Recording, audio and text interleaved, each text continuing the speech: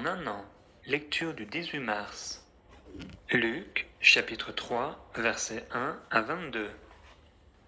La 15e année du règne de Tibère César, lorsque Ponce Pilate était gouverneur de la Judée, Hérode, tétrarque de la Galilée, son frère Philippe, tétrarque de l'Iturie et du territoire de la Traconite, Lysanias, tétrarque de la Bilène, et du temps des souverains sacrificateurs, Anne et Caïphe, la parole de Dieu fut adressée à Jean, fils de Zacharie, dans le désert. Et il alla dans tout le pays des environs du Jourdain, prêchant le baptême de repentance pour la rémission des péchés. Selon ce qui est écrit dans le livre des paroles d'Ésaïe le prophète, c'est la voix de celui qui crie dans le désert. Préparez le chemin du Seigneur, aplanissez ses sentiers. Toute vallée sera comblée, toute montagne et toute colline seront abaissées. Ce qui est tortueux sera redressé, et les chemins raboteux seront aplanis. Et toute chair verra le salut de Dieu. Il disait donc à ceux qui venaient en foule pour être baptisés par lui, « Race de vipères, qui vous a appris à fuir la colère à venir?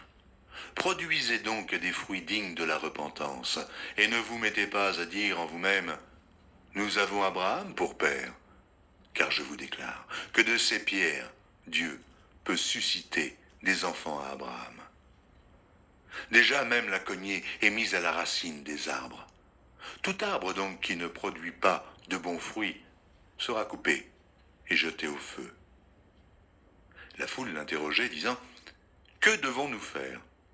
Il leur répondit, « Que celui qui a 2 tuniques partage avec celui qui n'en a point, et que celui qui a de quoi manger agisse de même. » Il vint aussi des publicains pour être baptisés, et ils lui dirent, « Maître, que devons-nous faire ?» Il leur répondit, « N'exigez rien au-delà de ce qui vous a été ordonné. » Des soldats aussi lui demandèrent, « Et nous, que devons-nous faire ?»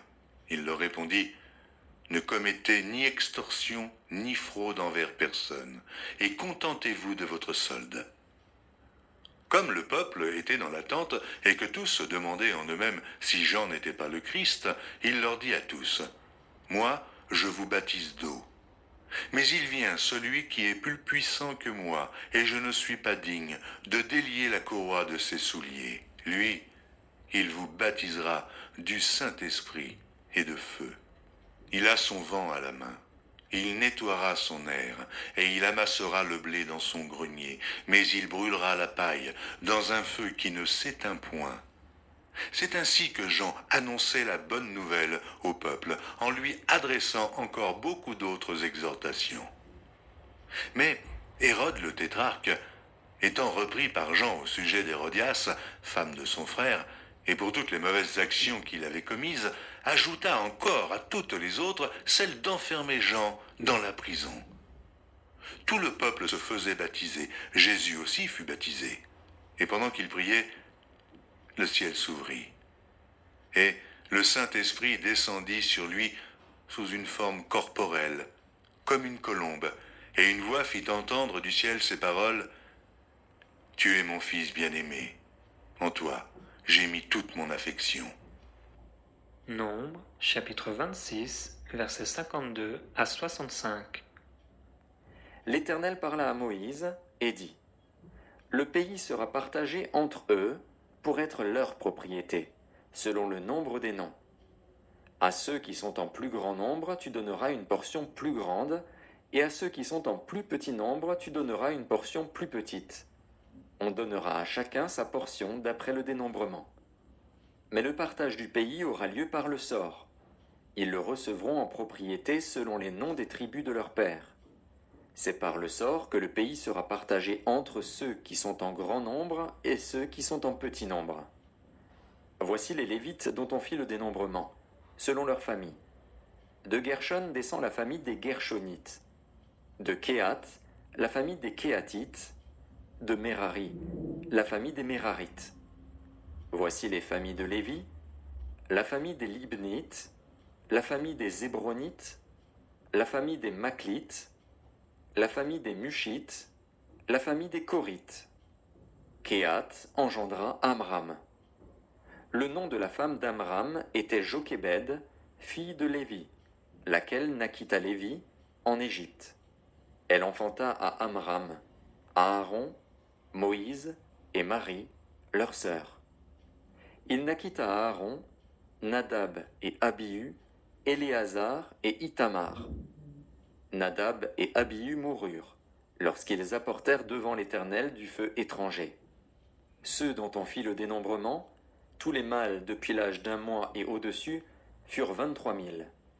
Ils ne furent pas compris dans le dénombrement des enfants d'Israël, parce qu'il ne leur fut point donné de possession au milieu des enfants d'Israël. Tels sont ceux des enfants d'Israël dont Moïse et le sacrificateur Éléazar firent le dénombrement dans les plaines de Moab, près du Jourdain, vis-à-vis de Jéricho.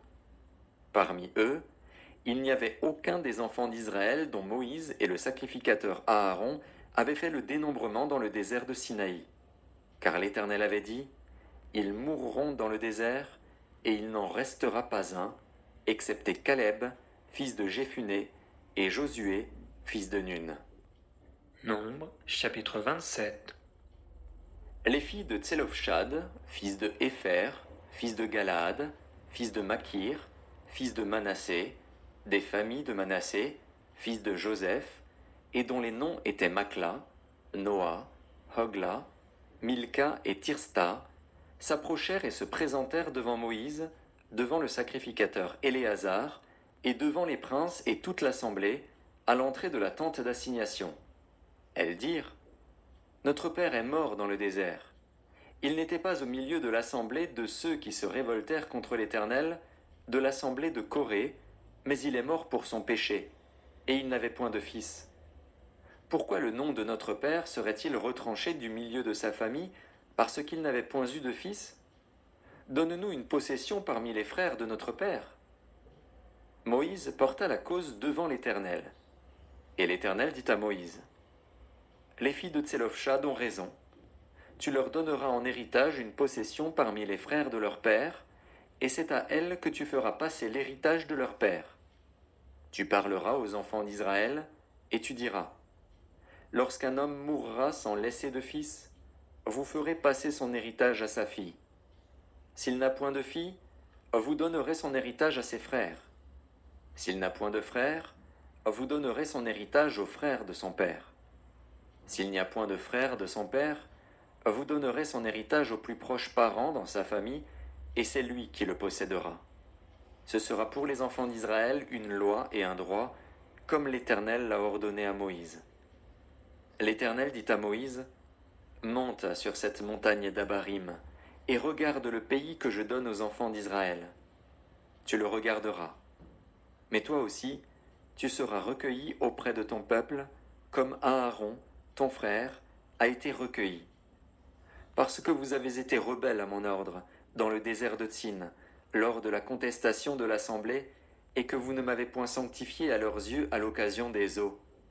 Ce sont les eaux de contestation, à Kadès, dans le désert de Tsin. » Moïse parla à l'Éternel, et dit, « Que l'Éternel, le Dieu des esprits de toute chair, établisse sur l'assemblée un homme qui sorte devant eux et qui entre devant eux, qui les fasse sortir et qui les fasse entrer, afin que l'assemblée de l'Éternel ne soit pas comme des brebis qui n'ont point de berger. » L'Éternel dit à Moïse, « Prends Josué, fils de Nun, homme en qui réside l'Esprit, et tu poseras ta main sur lui.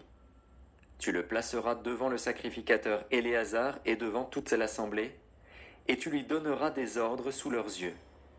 Tu le rendras participant de ta dignité, afin que toute l'assemblée des enfants d'Israël l'écoute. Il se présentera devant le sacrificateur Éléazar, qui consultera pour lui le jugement de l'Urim devant l'Éternel. Et Josué, tous les enfants d'Israël avec lui, et toute l'assemblée, sortiront sur l'ordre d'Éléazar et entreront sur son ordre. Moïse fit ce que l'Éternel lui avait ordonné. Il prit Josué, et il le plaça devant le sacrificateur Éléazar et devant toute l'assemblée. Il posa ses mains sur lui, et lui donna des ordres, comme l'Éternel l'avait dit par Moïse. Nombre, chapitre 28, versets 1 à 15. L'Éternel parla à Moïse et dit, donne cet ordre aux enfants d'Israël, et dis-leur, vous aurez soin de me présenter, au temps fixé, mon offrande, l'aliment de mes sacrifices consumés par le feu, et qui me sont d'une agréable odeur. Tu leur diras, voici le sacrifice consumé par le feu que vous offrirez à l'Éternel. Chaque jour, 2 agneaux d'1 an sans défaut, comme holocauste perpétuel. Tu offriras l'un des agneaux le matin, et l'autre agneau entre les 2 soirs, et, pour l'offrande, un 10e d'épha de fleur de farine pétrie dans 1/4 de hin d'huile d'olive concassée. C'est l'holocauste perpétuel qui a été offert à la montagne de Sinaï. C'est un sacrifice consumé par le feu, d'une agréable odeur à l'Éternel. La libation sera d'1/4 de hin pour chaque agneau. C'est dans le lieu saint que tu feras la libation de vin à l'Éternel. Tu offriras le second agneau entre les 2 soirs, avec une offrande et une libation semblables à celle du matin. C'est un sacrifice consumé par le feu, d'une agréable odeur à l'Éternel. Le jour du sabbat, vous offrirez 2 agneaux d'1 an sans défaut, et, pour l'offrande, 2 dixièmes de fleur de farine pétrie à l'huile avec la libation. C'est l'holocauste du sabbat, pour chaque sabbat, outre l'holocauste perpétuel et la libation. Au commencement de vos mois, vous offrirez en holocauste à l'Éternel 2 jeunes taureaux, un bélier et 7 agneaux d'1 an sans défaut. Et, comme offrande pour chaque taureau, 3 dixièmes de fleur de farine pétrie à l'huile. Comme offrande pour le bélier, 2 dixièmes de fleur de farine pétrie à l'huile. Comme offrande pour chaque agneau, 1 dixième de fleur de farine pétrie à l'huile. C'est un holocauste, un sacrifice consumé par le feu, d'une agréable odeur à l'Éternel. Les libations seront d'un demi-hin de vin pour un taureau, d'un tiers de hin pour un bélier, et d'1/4 de hin pour un agneau. C'est l'holocauste du commencement du mois, pour chaque mois, pour tous les mois de l'année. On offrira à l'Éternel un bouc, en sacrifice d'expiation, outre l'holocauste perpétuel et la libation. Psaume chapitre 61. Au chef des chantres, sur instruments à cordes de David. Ô Dieu, écoute mes cris, sois attentif à ma prière. Du bout de la terre je crie à toi, le cœur abattu. Conduis-moi sur le rocher que je ne puis atteindre, car tu es pour moi un refuge, une tour forte en face de l'ennemi. Je voudrais séjourner éternellement dans ta tente, me réfugier à l'abri de tes ailes.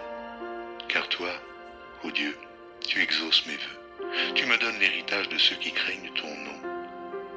Ajoute des jours au jour du roi, que ses années se prolongent à jamais. Qu'il reste sur le trône éternellement devant Dieu.